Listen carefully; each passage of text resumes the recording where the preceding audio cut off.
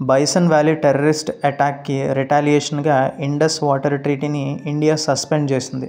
అయితే ఈ Indus water treaty ఏంటో చూద్దాం.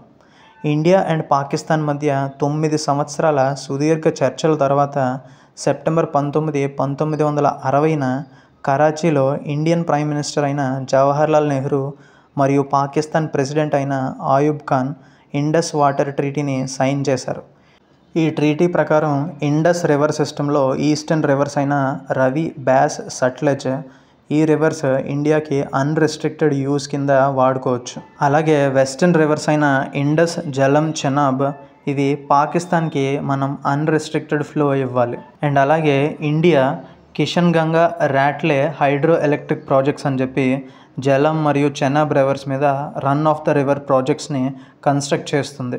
Run of the river projects అంటే న్యాచురల్ ఫ్లో ఉన్న రివర్ని మనం అబ్స్ట్రక్ట్ చేయకుండా ఎలక్ట్రిసిటీ ప్రొడ్యూస్ చేయడం. ఇటువంటి short and crisp current affairs కోసం మన ఛానల్ని సబ్స్క్రైబ్ చేసుకోండి.